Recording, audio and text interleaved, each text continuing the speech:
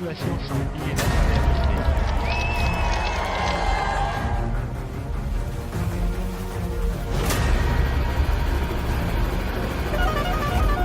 Christopher Froome va peut-être abandonner sur le Tour de France. Il est tombé hier. Playing with us at the moment, but Contador has crashed here.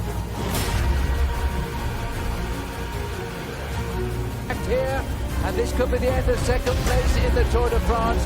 There's 34 seconds and 42 seconds. The gap to Pino and Ferro behind Valverde.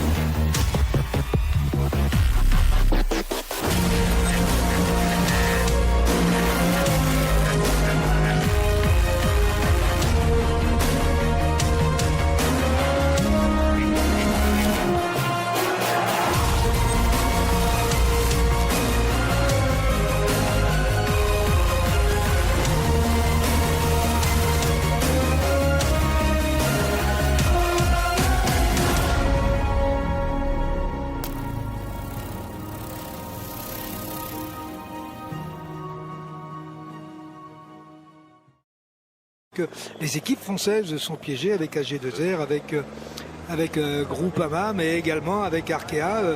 L'équipe de Barguil est quand même un petit peu piégée aussi.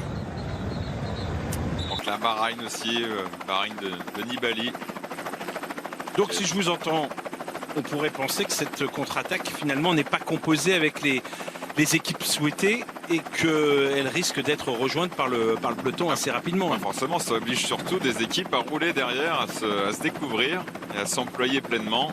C'est le cas, parce qu'apparemment ça n'est pas très loin derrière, donc on a pris cette échappée au sérieux.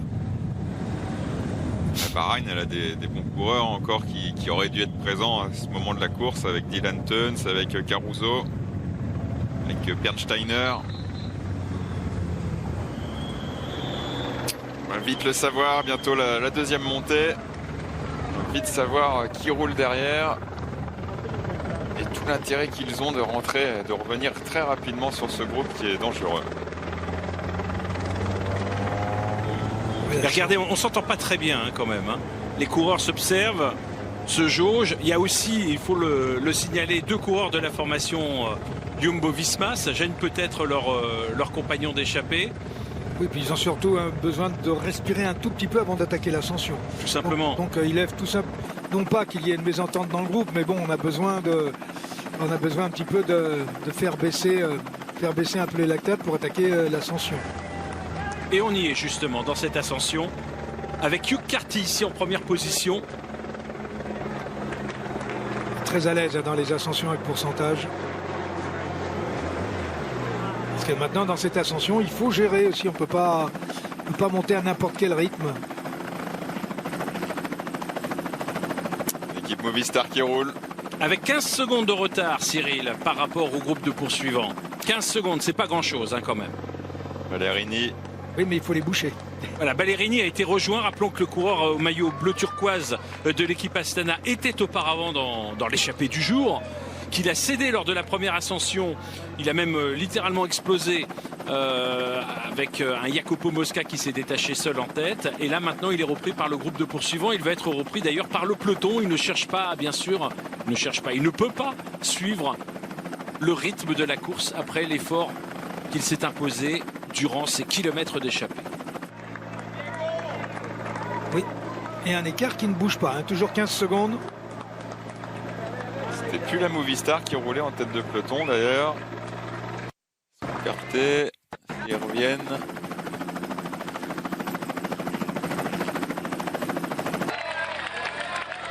On retrouve l'homme de tête dans les pourcentages les plus forts de cette côte de San Luca, Jacopo Mosca.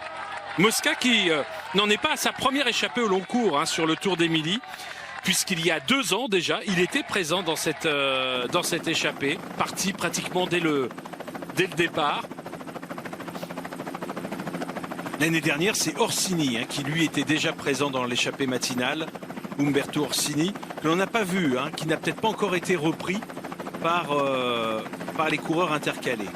Ciccone qui est devant. C'est lui qui avait signé le meilleur temps au Tour d'Italie au prologue pour aller le meilleur temps de la montée pour aller chercher le maillot. Le maillot de c'était un petit meilleur peu grimpeur. préservé sur le plat pour faire la montée à fond. Il avait réussi à porter ce maillot. Il l'a porté jusqu'au bout d'ailleurs. Enfin, il l'a perdu entre temps, mais Pas longtemps. il a été le chercher. Il l'a remporté. Ah non, mais on a du beau monde hein, quand même devant. Dans ce groupe de poursuivants, je vous rappelle, Sepp Kuss, Georges Bennett, les deux coureurs actuellement en tête avec leur maillot jaune et noir. Diego Ulissi en 3e position, Diego Rosa en 4e position avec le maillot rouge de la formation Ineos. Zabou Gebre Germé, l'Éthiopien donc de la formation Mitchelton Scott. Et puis présent également dans ce groupe de contre-attaque, l'Américain Hugh Carty. Voilà donc en ce qui concerne la composition de ce groupe. Luis Leon Sanchez qui roule en tête de peloton. Oui, pour Movistar l'équipe s'est écarté, Astana. hein. Les Movistar se sont écartés. On a vu un coureur d'Arkea Samsic aussi. Je suis fâché avec les nationalités. Hein. Hugh Carty, Elie Gebert. il n'est pas américain, il est britannique tout simplement. Allez. Alors derrière le peloton, est-ce qu'on l'aperçoit? Oui, bien sûr. Il y a une douzaine de secondes, hein, toujours. Mais ça se rapproche un petit peu Ça sous la s'écrème de pression plus en d'Astana. plus. Oh oui, il n'y a plus grand monde dans ce peloton. Enfin, il n'y a plus grand monde. Et ça attaque dans le peloton. Attention. Voilà, pour revenir sur les coureurs intercalés. Au moment où certains insistent et d'autres se relèvent, hein, d'ailleurs. Carty coince devant. Germé aussi. Et c'est Valverde qui attaque avec Nibali dans la roue. Et qui est le coureur de l'équipe Latour. AG2R La Mondiale? Pierre Latour, qui a suivi Nibali. Je suis pas sûr que ce soit la tour. Hein. Non, c'est Hubert Dupont, ça. Non. Non. Non, c'est bien la tour. Essaye encore.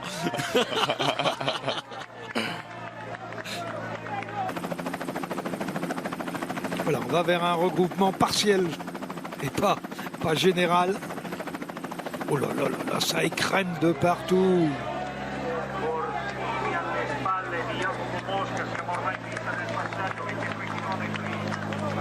Alors on a vu Ulissi, Rosa et également Ciccone qui étaient restés aux avant-postes alors que les autres qui composaient ce groupe de poursuivants se sont relevés.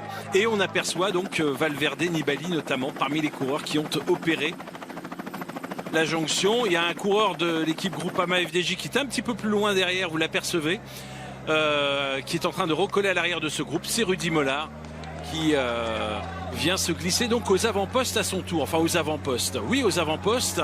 Et Ulissi insiste. Et Valverde impressionnant. De ce peloton. Voilà. Et Nibali, aussi, pas loin hein. d'être aussi impressionnant. Allez, on revient sur Umberto Orsini qui était intercalé. Il ne reste donc plus qu'un seul homme en tête de la course. C'est Jacopo Mosca. Un seul homme devant ces coureurs que vous avez actuellement à l'image. Le seul rescapé donc de l'échappée matinale. Nibali s'est ravitaillé. Moscone qui est revenu aussi.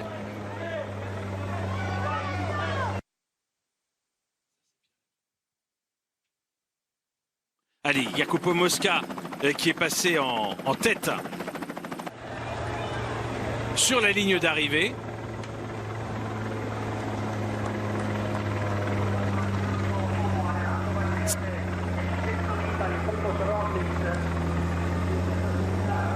Et Pierre Latour qui a pris quelques mètres d'avance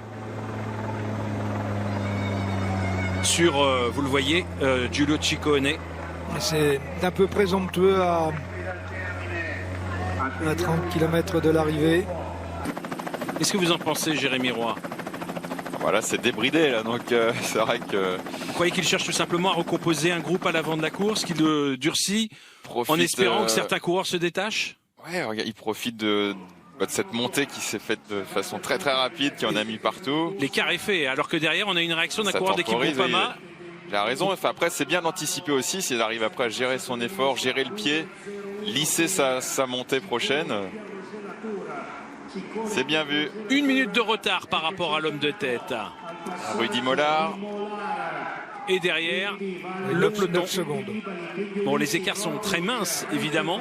Et on va voir comment ça se regroupe. On a vu Reichenbach aussi, le champion de Suisse. Scott qui vient de passer. Guillaume Martin. C'est donc la deuxième des 5 ascensions que l'on a effectuées au pied de cette basilique San Luca. Je vous rappelle qu'on est sur les hauteurs de Bologne. San Luca est à peu près à 5 km du centre de Bologne. Et un homme est en sursis. Vous l'avez à l'image. C'est Jacopo Mosca, le coureur de l'équipe Trek, poursuivi par l'un de ses équipiers, puisque l'on a vu que Giulio Ciccone était toujours dans le coup. On va le retrouver justement, Ciccone, en compagnie de Pierre Latour.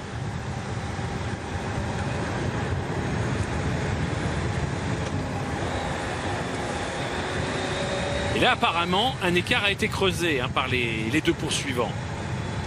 Bon, ils inquiètent peut-être moins le peloton, Cyril, que tout à l'heure les 7 coureurs qui étaient sortis. C'est évident. Pierre Latour qui a à cœur de faire une belle fin de saison. Il était un peu frustré sur le Tour d'Espagne. Il était au championnat du monde contre la montre individuelle.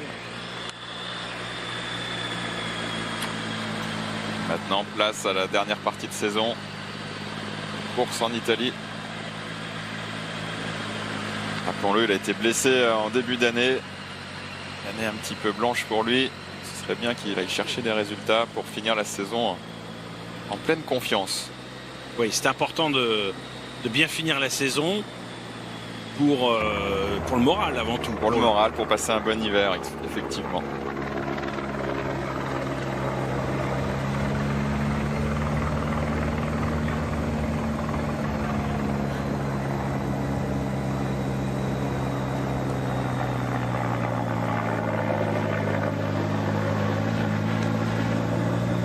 Vous savez que les coureurs de la formation AG2R, la mondiale, ont eu l'habitude, en tout cas pris la bonne habitude dans un passé récent de s'illustrer. Regardez le peloton. Sur ces courses italiennes. Ce qui reste du peloton. Oui, il n'y a plus grand monde. Allez, 25 coureurs.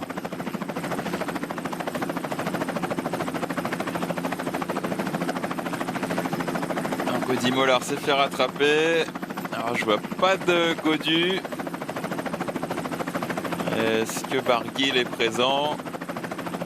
Guillaume Martin est en la fin de ce groupe. Donc David Gaudu aurait disparu de ce groupe apparemment. Vue d'hélicoptère là je ne l'ai pas vu.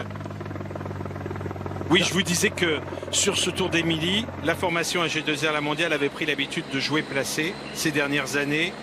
On a bien sûr en mémoire il y a 3 ans la 2e place de Romain Bardet. Mais il y a eu également, il y a 2 ans, la 6e place d'Alexis Villermo, la 15e place de François Bidard en 2014 et la 13e place de Pierre Latour en 2013, alors qu'il était tout jeune coureur néo-professionnel. On rappelle que les Français, sur le Tour d'Émilie, n'ont pas eu l'occasion de gagner souvent, une seule fois dans l'histoire de cette classique italienne. Et cela remonte à 1987. Jean-François Bernard s'était imposé.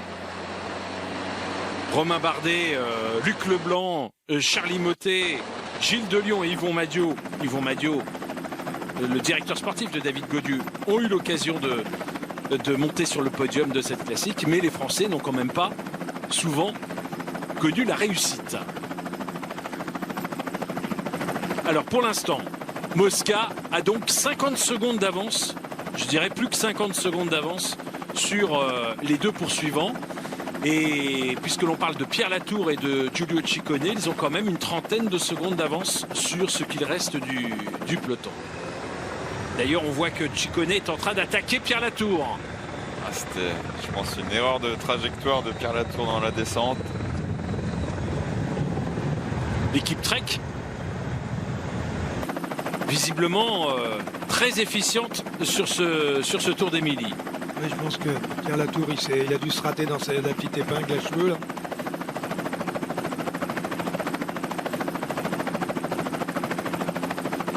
C'est une descente assez technique et une route pas toujours en très bon état. Donc le premier passage n'est pas forcément suffisant pour savoir où on met ses roues, surtout qu'après quand on est dans un groupe, c'est différent quand on est tout seul. croyez que le titre de champion du monde obtenu par Mats Pedersen, même s'il ne portait pas son maillot d'équipe, puisqu'il appartient lui aussi à l'équipe Trek, a malgré tout créé une forme d'euphorie dans cette équipe américaine? Parce que là, pour l'instant, on ne voit que sur cette... Ça ne peut pas desservir en tout cas. C'est Non, toujours ça plaisir booste de plutôt voir un sur le équipier. plan du mental, plan de la motivation. On se retrouve avec un champion du monde dans l'équipe, c'est C'est quand pas même pas rien. n'importe quoi, c'est pas rien quoi. C'est pas une équipe qui a Voilà, gagné énormément de courses Pierre cette Latour, saison. il est un Il peu a- crispé Il a là. du mal dans la descente, Pierre. Allez, Ah, ce serait un peu dommage. ouais, ce serait dommage. Il a fait le plus dur en suivant les efforts, les échappées sur les 2 premières montées, en faisant le break. Vous parliez de blessure, Pierre Latour qui s'est fracturé le poignet. C'était une chute à l'entraînement en tout début d'année alors qu'il devait disputer le Tour des Émirats. Il était tombé donc à Dubaï. Et c'était lui, vous voyez que c'est parfois important de bien finir la saison, mais lui il avait plutôt très mal commencé. D'autant qu'on se souvient que Je crois l'année qu'il précédente, s'était c'était blessé déjà... en stage déjà cet hiver aussi. Et puis il y avait eu cette chute sur la Classica San Sébastien où il s'était fracturé une vertèbre. Il y a un an et demi. Donc, déjà des blessures sérieuses pour ce coureur âgé de 25 ans.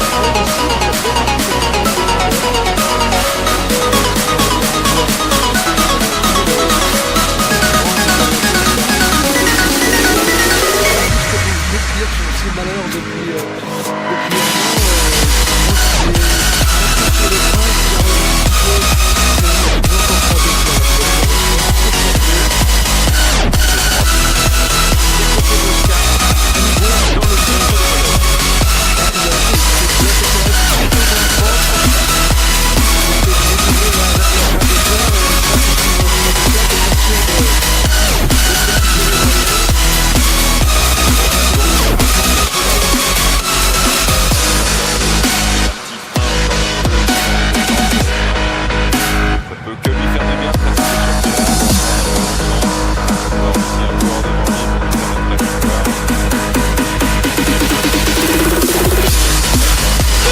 ce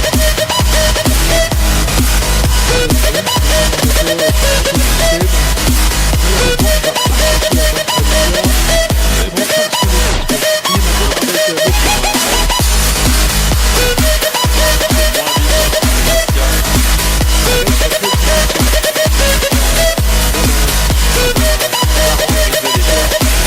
coureur devant lui pour lui permettre la victoire. Au sommet. On va voir en tout cas en ce qui concerne l'attitude du peloton. Toujours emmené par les Jumbo Visma, enfin un coureur de la formation Jumbo Visma. Ils sont 4